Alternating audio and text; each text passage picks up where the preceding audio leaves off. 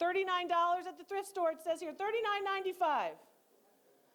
Be careful when you take off that tag because there might be some residue underneath that tag. There's a couple of inclusions, a couple of these breaks. This is slag glass. Slag glass looks like marble. It's glass, it's trying to look like a stone, okay? So slag glass is these striations or stripes of different colors. It has a little bit of damage up here. That was when somebody put this cap on too tightly. And then they actually moved the leading, this is the leading, right? They moved the leading as they're screwing this cap on, and they popped the leading, and now this piece of slag glass is coming out of its leading. Got to be careful with things.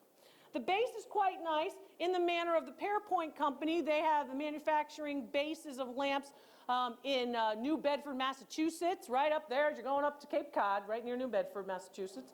And the actual piece on the top is the shade, this particular shade. Get out of the way, Tim.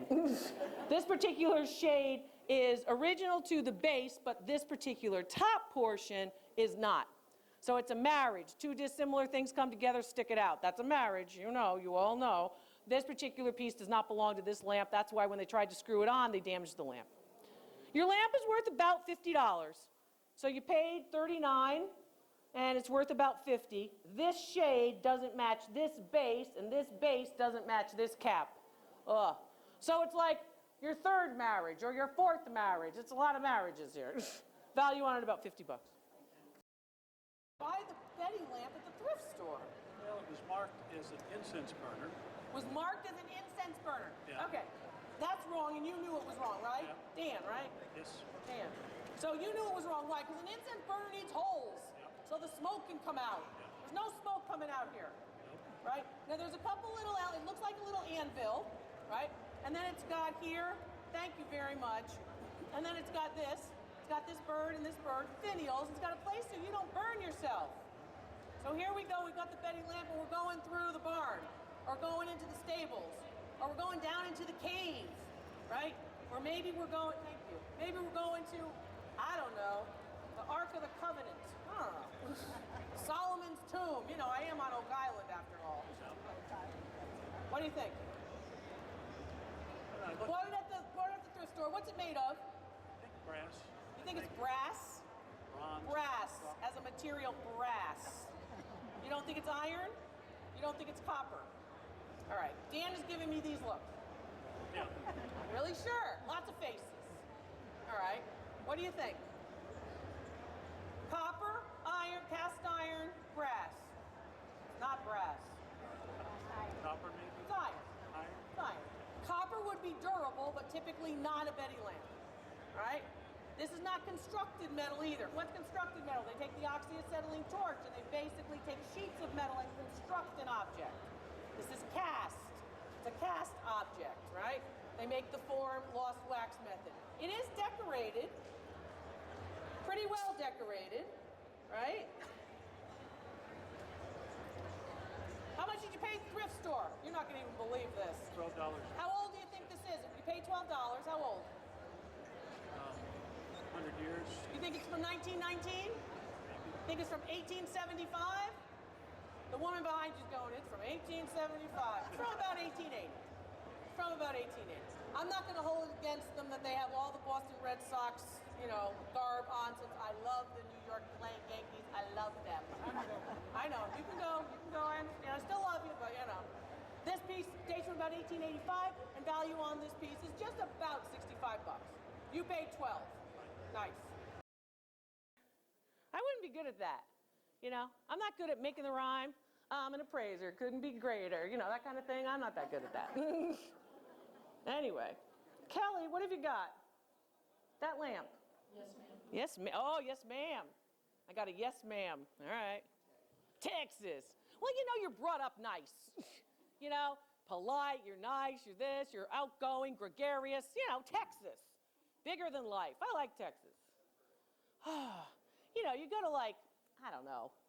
I always complain about New Jersey. You go to New Hampshire or something. Not that they're not nice, but, you know, they're not like, I'm your friend for life like Texas is. You know, I don't know.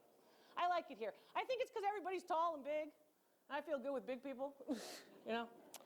Oh, goodness me. So what have we got? How'd you acquire this lamp? I bought it at an You bought it with your own money. Hard earned. As a pair. You bought 2 of them. Same color, same type, same replacement works. We did that ourselves. Good girl. All right, you did that yourselves because you don't want to plug in the one where the house sets on fire. All right, good. The old ones you don't want to plug in. So you like the shape? The color. Let's talk about color a minute.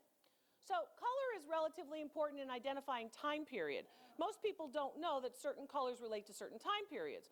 We don't really use a lot of this particular color right now, and certain colors relate to the economic or social culture of that time.